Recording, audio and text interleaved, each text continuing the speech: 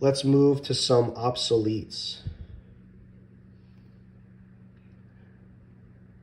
This is the New Orleans Canal and Banking Company from New Orleans, Louisiana. It's a $10 note. It is a remainder note, circa 1840s.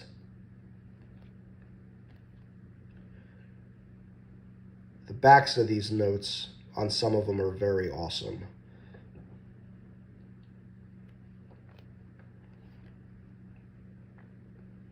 Graded 64 EPQ by PMG.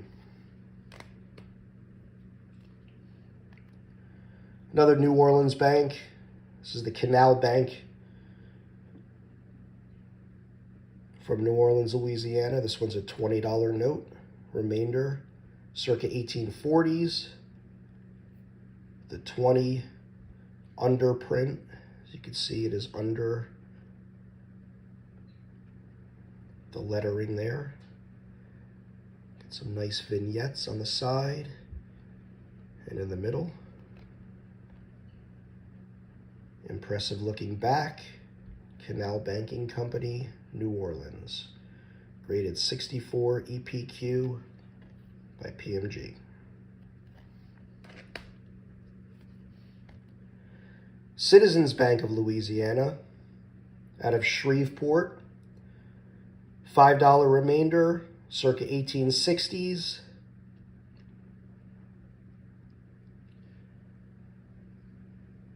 Underprinting, a couple of nice vignettes, two ladies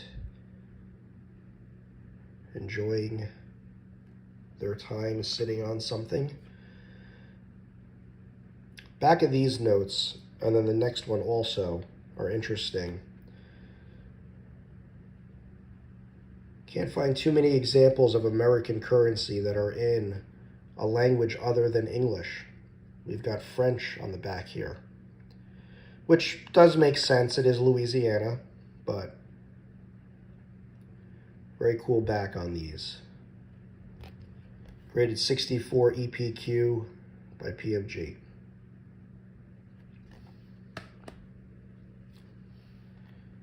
Got another Shreveport here. This is the $20 note.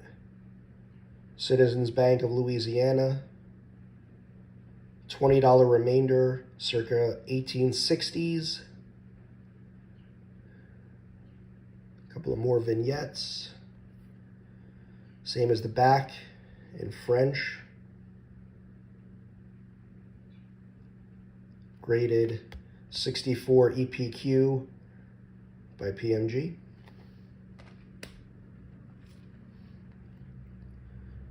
Bank of Augusta, Georgia. $2 remainder, circa 1840s into the 50s. This one's graded 58 EPQ. Nothing on the back.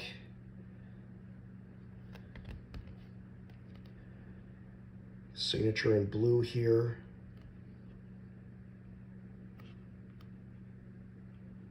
Pretty cool note. I like the eagle. This note's interesting. Tioga County Bank, Tioga, Pennsylvania. $20 proprietary proof.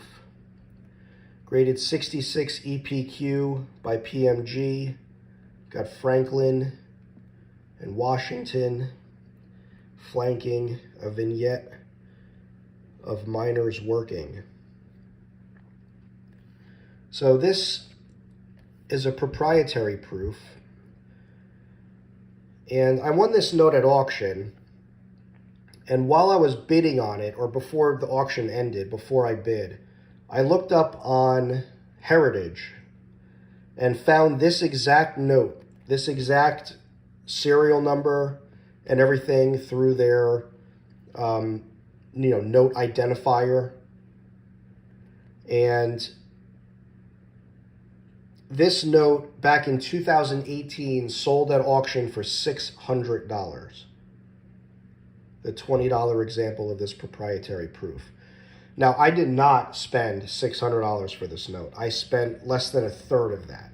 So I don't know if I got lucky or if these have just gone so much down in value that I was able to spend less than a third of what it had sold for only 4 or 5 years ago, but still pretty cool. Proprietary proof. All right, getting into the last of them here from my home state of New Jersey. This is a state bank at New Brunswick, New Jersey, $10 remainder, circa 1860s, graded 58. Close up on the vignettes. Love this back. And in the comments they put Q David Bowers. I don't know if it was in his collection. Unclear. But name like that, it's pretty cool to have on the comments of a graded note.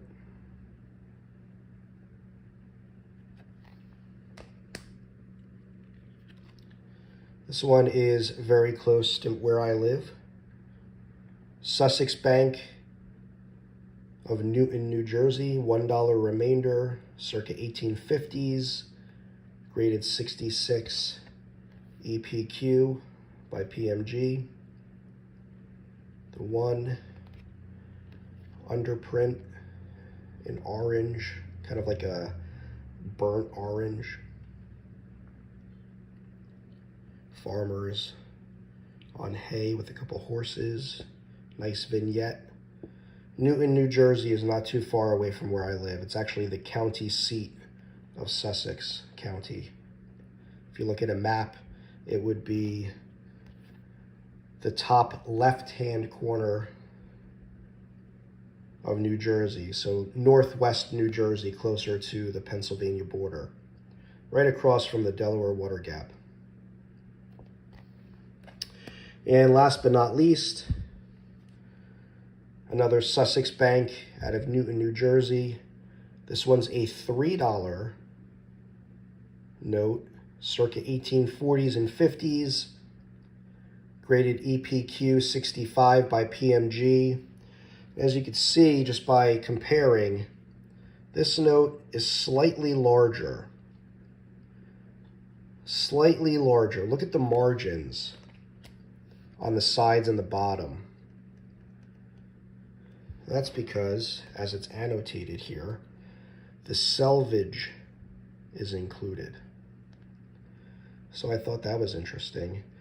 There's a few other examples of this note without the selvage,